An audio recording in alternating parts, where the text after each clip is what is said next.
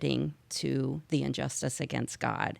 Here's this pride, I've done this, and it was something God bestowed upon him. So then for a time, God withdrew it all. So we might look at it and say, wow, that's really harsh. But at the same time, it really is a learning lesson. Like, nope, there's nothing that you have that I haven't given to you. And he's almost warned earlier when Daniel's talking to him with the first dream, and it says that God will explain Nebuchadnezzar's own mind to him. And so it's just fascinating to me that It's good. It's God has given him his mind, and he wants to use it and turn it for himself. And so then God almost removes it from him. And I feel, back to your point, Al, this, maybe the metaphor this is, but I took it as he was basically homeless. Like God has stripped shelter away from him. God has stripped the banquet of food, away from him. And here he is living off the land with not even a roof over his head. It's not that much different from the story of Job, actually, where, God removes much different situation, not to deliver consequences to Job, but almost to invite him to another level of life, dependence, joy, peace, whatever.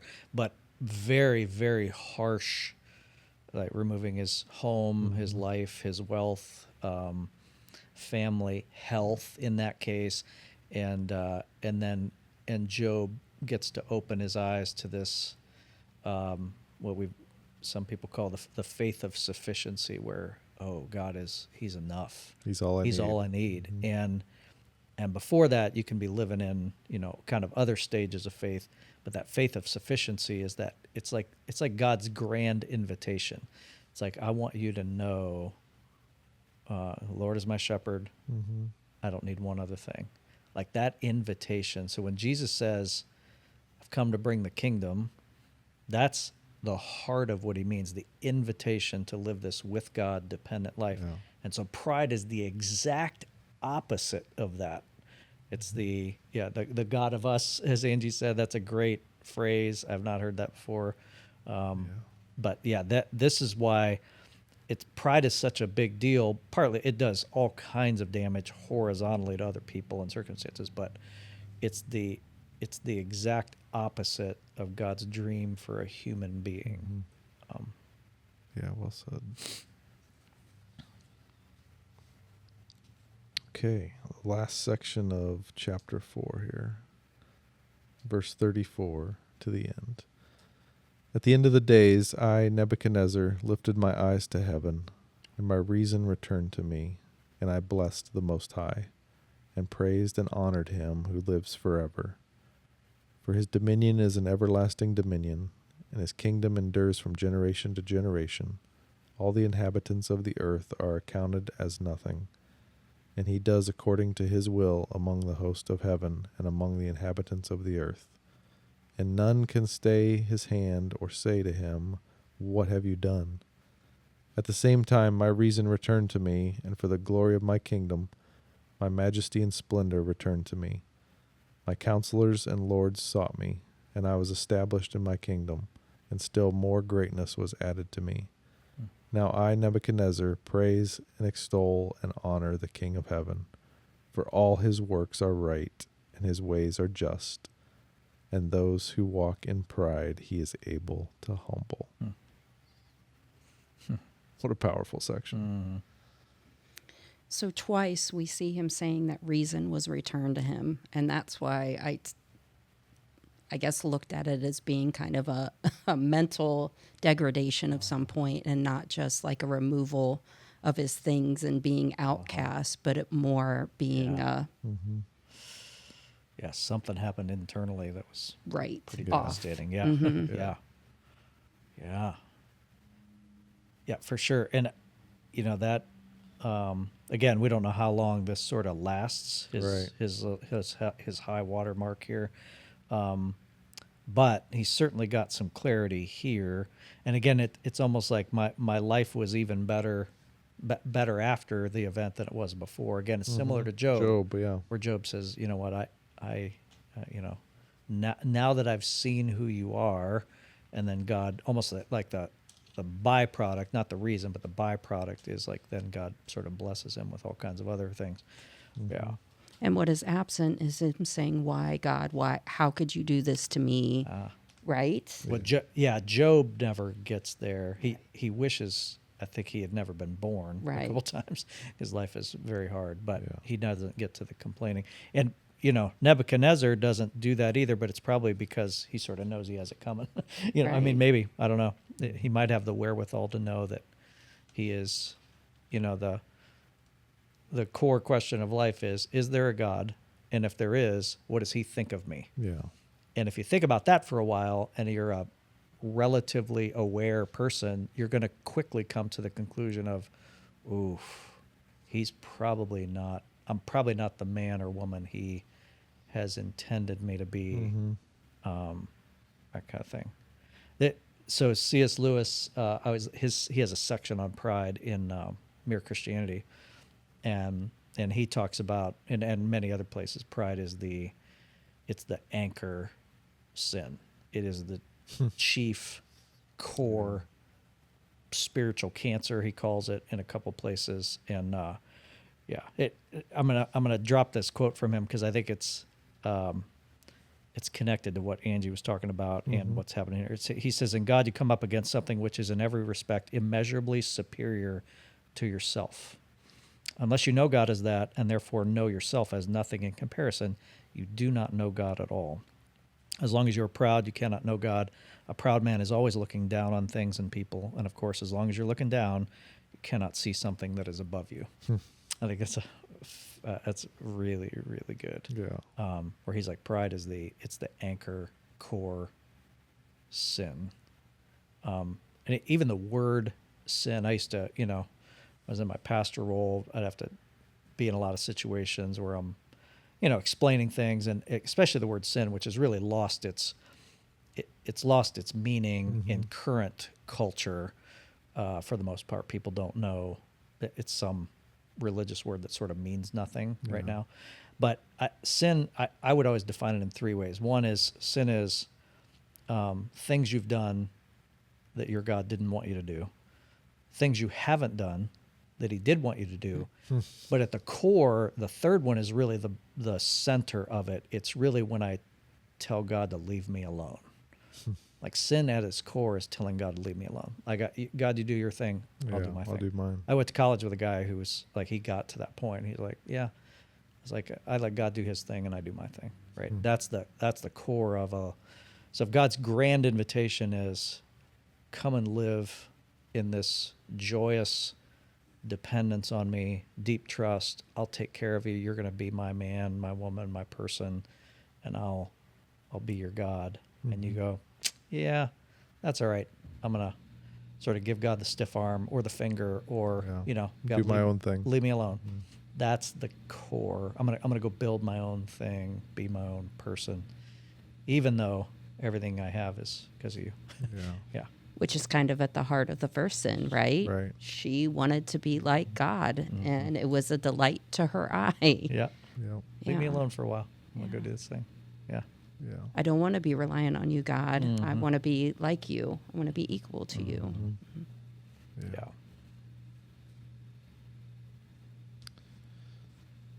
Okay. Well, anything else on this before we jump over to the New Testament? I just think chapter 5, it starts with Nebuchadnezzar's son, and it starts right off with pride again. Yeah.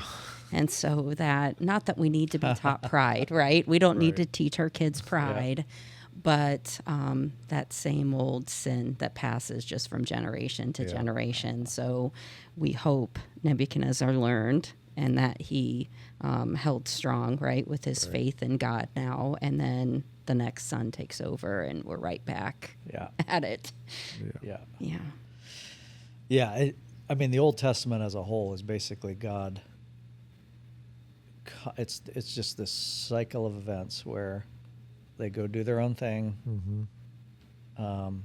Consequences God will deliver. Yeah. I'm going to invite you back, and if you come back to me, I'll offer you grace and mercy, and we can pick up where we left off and go forward. And then quickly turn around and walk away. And again, like the Old Testament is pretty much like a roadmap of the life we're all living, which is I have moments of clarity, moments where I'm humble, know I'm dependent, know He's my God. Then I wander again. And then I go do my own thing for an afternoon or a week or a month where I don't really think of Him much. And, even if you're not doing anything like crazy, obviously evil and damaging, it's almost beside the point, because the invitation is: are you living with me, or are you going to do? And so often when things are going right, things are going smooth. Yeah, that's when. Yeah, we just. Yeah, I got this. Yeah. Well, I think you can be following Him, and then there are moments where then you take it on yourself. True. You're like, why do I keep doing this? Yeah. It's eventually why I think as you grow, you start to, even though it's never fun, it always sucks, but you start to get to be able to view pain as a gift, because you're like, oh, I get these miniature wake up calls, even with health scares or something goes on with my family, or this happened, or something at work really went south, or I lost a client, or like, and you start to, the James thing, you start to view pain and trials with some gratitude, because they do reset you in the core issues of human life. And He's teaching me something. Yes. Yeah. And if I'll pay attention, and man, I wish it would last longer, right? So I wish my lesson learned would last longer than the move from chapter 4 to chapter 5, right? That's pretty much like, that's true. I mean, I can, flip on a dime. So, Okay, so we're going to jump to Mark chapter 10. So here we're going to talk about an account between James and John and Jesus. But this is just before Jesus' triumphal entry on his journey to the cross for us. Anything else you two want to add to set the context here for verses 35 through 45? No, I think you can go ahead and read it if you want to. Yep. Or for me, yeah. Yeah. Yeah, chapter 10, verse 35. And James and John, the sons of Zebedee, came up to him, Jesus, and said to him, Teacher, we want you to do for us whatever we ask of you. And he said to them, What do you want me to do for you? And they said to him, Grant us to sit, one at your right hand, and one at your left, in your glory. Jesus said to them, You do not know what you are asking. Are you able to drink the cup that I drink, or to be baptized with the baptism with which I am baptized? And they said to him, We are able. And Jesus said to them, The cup that I drink you will drink, and with the baptism with which I am baptized you will be baptized. But to sit at my right hand or at my left is not mine to grant, but it is for those for whom it has been prepared. And when the 10 heard it, they began to be indignant at James and John. And Jesus called them to him and said to them, You know that those who are considered rulers of the Gentiles lord it over them, and their great ones exercise authority over them. But it shall not be so among you. But whoever would be great among you must be your servant, and whoever would be first among you must be slave of all. For even the Son of Man came not to be served, but to serve, and to give his life as a ransom for many. And that's also recorded in Matthew 20 through 28. Yeah, one of the interesting, it looks like over there, if you go to Matthew section, it looks like it was James and John and their mom. It's like the three of them. The mom wanted the best for her boys, Al. Yeah, right. And it's the mom. It says it's the mom who asked. And so I Yeah. wonder if it really at the heart is their request, but the mom is the one who's the mouthpiece of it. Yeah. Right. It's very possible. Hey, Mom. Yeah, then the mother of the sons of Zebedee came up to him with her sons. Yeah. Mm-hmm. Yeah. Yeah. If that's the case, then I bet they got like they had to kind of turn in their man card after that. Like, you weren't man enough to go talk to yourself. You had to bring You your had to have mom. your mom ask. Yeah, exactly. Yeah. What are you, 8? Yeah. That's some of the thoughts I'm going to do a shout out right now because I actually ran this text. So I have a bunch of friends. We get together on Friday mornings and talk. And so I was like, hey, could we talk over this text? So Matt, Aaron, Brian, Greg, Colton, TJ, like we churned on this last Friday morning for a little bit and dug some questions out and stuff. So some of the stuff I'm going to say about this text are from those guys. Oh, that's that great. Discussion, and they're good. One of the guys that many of us in that group know, my friend Mike. We were driving down the golf course one day, and he looked over at me and he goes, "Al, I'm not much, but I'm all I can think about." And I think that is it's hilarious, and it's a brilliant, accurate starting point for every human being. Yeah. I think, right? I'm not much, but I'm all I can think about. Like I'm constantly on my mind, Yep. right? truth And how I there. can get, how I can go, figure out my own life or manage things so that they work for me or Yeah. get what I want. And I'm not much, but I'm all I can think about, which I think it's such a great quote because it like elevates that to the truth level and go, oh, that's true. That's where I'm starting. And that's where I still live a lot, right? So Yeah. Well, and as a society as a whole, we've become very selfish and self-centered, haven't we? yeah. Yeah. Yeah, you almost think this is just a request. It's an innocent request, but I think at the core of it, right, is Oh, yeah. pride. And then the other disciples' reaction is, it says indignant here in the Matthew section. It says angry, I think. PO'd. Yeah. Yeah. Yeah. Yeah. You'd Yeah. be like, and maybe they might be indignant because they didn't think of it first.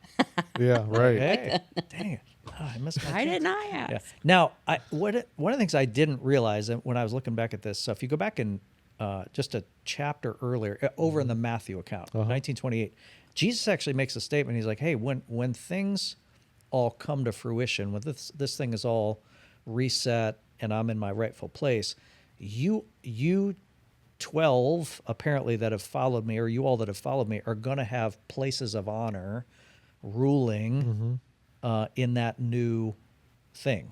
So what they're asking is not crazy. It's almost like they didn't make this up. They're actually running, I think, off of a comment that Jesus had made sometime in the recent past, where he actually says, I'm going to elevate you to a place of ruling. It says, I think it says the 12 tribes of Israel. So very interesting. So they're not pulling this out of the hat, but still they're sort of leveraging it for, let me see if I can get the best spot out of the 12. The best seat. Yeah, right. I'm going to get the best. I'm going to pick out the best tribe and the best geography. Yeah, and right. I'm going to rule there. What's interesting about this form of pride is it's kind of pride mask in that I'm following you, Jesus, and I'm under you, but I want to be above everyone else. Everybody else. Yeah, Right? that's That's good. true. Right. Yeah, Yeah, so it's like a that's sneaky version of pride. Yeah. Masked under following, but yet just as divisive, not in unity with one another, not in accord with the other brethren. Just interesting.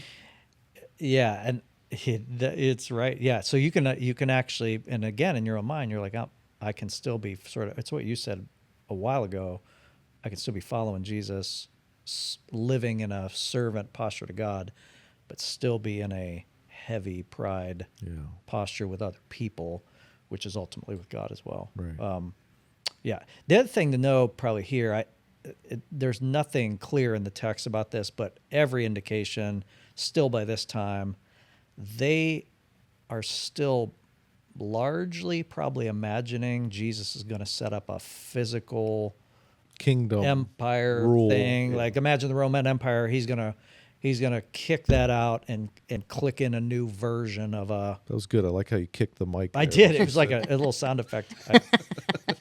Yeah. So it's going to be like I'm going to reset a new sort of physical, political empire, and we're going to sit in. So that it's not like they're imagining a new, like them doing this in a new heaven, new earth situation. They're imagining like, oh, it's going to be like the Roman Empire or like the Babylonian Right. Empire we just talked about. Like we're going to reset one of those, but it's just going to be really good. Yeah. And then I get to sit on the right hand, left hand. So right hand is typically like the number 2 leadership position, and left hand often is like the number 3 leadership position in this kind of language context. So yeah, they're just like, so they're probably imagining this very physical, I don't know, power move Yeah. kind of that Jesus is going to do. Right. Yeah, and little did James and John know, fast forward, right? James ends up dying by the sword, Yeah. and John gets tortured and killed. Yeah. So and Jesus says this. He's like, "Hey, you're going You're gonna drink from my suffer, cup." but Yeah. it still has nothing to do with where I'm going to place you." Right. And one of the guys we were talking on that Friday morning, they're like, "Well, Jesus doesn't even, like it says in here, Jesus doesn't even know who's going to sit on his right and left, right? It says that, like, and why doesn't he?" I think that's a very interesting question out of this Yeah. text. Like, hey, he doesn't get to pick, and he doesn't even know, huh? That's Yeah. interesting. I thought that was a great question. That Like, is. It's like, how did that get to be? So Well, I think it also tells of the humanness of him, it's right? got some limits. Yeah, right. Yeah. Yeah. Huh. Yeah. So this, so this is of course about pride, but this one gets over more into it's pride, and then Jesus converts. It's almost like he starts talking about great leadership or great influence, or and he does this. I think he's probably even going after their imagination. They're imagining the number 2, number 3 position as these great positions of power, Yeah. leverage, wealth, whatever you might want to stack in there. And he's painting this picture of great leadership it's not climbing the ladder, it's descending the ladder. Like I'm descending into greatness instead of ascending. And so Jesus flips the model to match like who God is, who he is, what actually is great leadership, which is I'm descending to a servant slave posture to the people around me, which, it in the big sense, you can only really get there when you go back to I know Lord is my shepherd, I don't need one other thing. So I don't need to ascend into a position of power or leverage or Right. manipulation or money, because I'm fine. Now I'm free to go posture myself as a servant, as a slave, in the spirit of leading. Now, it doesn't mean I never do any hard things or say Right. tough things to people, or people get that wrong all the time. But I'm able to go into rooms and go, I'm able to do what's right. I'm able to do what's best for that person, best for the team, best for the organization. And I'm able to really take myself out of the equation because I'm in this dependent relationship with God. I can really, I'm just fine as a slave or a servant because I don't need to use people to prop myself up. To climb the ladder. And Yes. what are the 2 examples we see in the Old Testament where they do it well? I think Daniel is one of them, and Joseph is the other. Servant. Yeah. Yep, Yeah. that's a great. Yeah, you're right. You're exactly right. Servant slave posture, extremely high influence out of a servant slave posture. You're exactly right. That's a great catch, Angie. Yeah, That was good. yeah. It's very powerful. So he flips the script here a ton. Yeah, even as the Son of Man came not to be served, but to serve, to give his life as a ransom for many. So when we were talking that morning, we talked about how this goes down to them coming to Jesus and going, "Hey, can we have your number 2 and number 3 leadership spots?" That's a pretty dramatic example, but if you take it into like our lives, like what does that look like? And it's like I think it happens. I think you can see this exact thing happening in conversations all the time, where people are posturing themselves about the way that, the way they talk, the way they tell stories, to make themselves look a little bit better, look a little bit superior, have more, done more.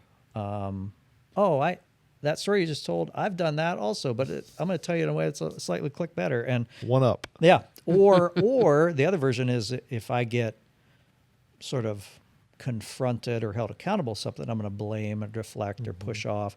All of that are versions of this where I'm trying to posture myself, in a spot with other humans, so that I look better, am better, have leverage, feels superior, which means, like, anytime I'm trying to do that, which means I'm actually not getting my identity from the God who made me, trying to get it from other people still, which again, I have tons of these moments. Like, it's embarrassing.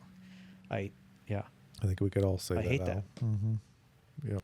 When you think about their position, like, they're one of 2 of 12. Yeah, right. That walked with this intimacy with the Lord on the earth. Like, no one else can say that, and they want more. That's the other thing, I think. I can't with our wait to bring nature up and our that point pride. when we get to heaven. Yeah, you're right. That's right. You're right. Do you guys realize? Yeah. Are you insane? I mean, we can say that, but we do the same, we right? do. Like, we Same just thing. want more and more and more. It's really easy to read these Bible stories and go, James and John, those idiots. And you're like, wait a minute. Right. This is there's a reason this is written in there, probably. And For it's me. like, it's a warning shot. It's like a warning poster for my life. That's right. Yeah. We'll use these, I'm not much, but I'm all I can think about, that phrase. One of the questions I use when we're trying to develop leaders is it's the 3 questions. Ryan, I know you know them. What am I afraid of losing? What am I trying to hide? And what am I trying to prove, and to whom?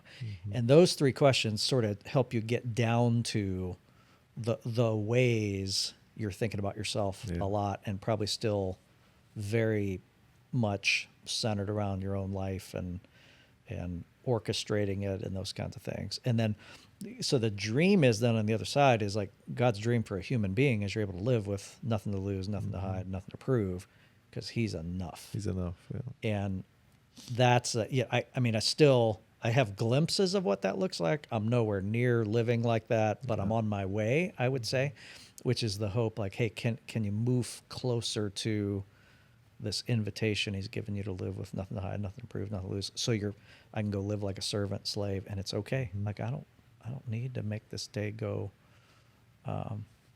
just right for me. We were hunting one time, and my daughter missed a deer, and I was super sad. And she looked over at me at the tree stand one time that day right after it. She goes, "It's okay, Dad. Not everything has to go right for me." And I was like, she was only like 16 years old, and I was like, that's such a brilliant, mature. If you could get there on a daily basis, like in your dependence of God, I'm like, it's okay. Not everything has to go right. I'm fine. Right. So true. Yeah. Yeah. What a great way to close, Al. Yeah. Angie, would you like to close us in prayer? Sure. Thanks for coming in, Al. Yeah, absolutely. Yeah, thanks for the invitation. Dear Lord, we thank you for your word. We thank you that you give us these flawed individuals to just relate to, and Lord, to see our own weaknesses and our own sin against you. Lord, I pray that you just work on our hearts to fall under your headship and not be looking down, as Al mentioned earlier, that we focus solely on you and that we find our sufficiency and our identity in you and in you alone. Lord, I pray that this podcast gets to the right people, and that when they hear it, they're encouraged just to submit and to yield to you. Lord, we love you so much, and we praise you. In Jesus' name I pray. Amen. Amen. Thank you.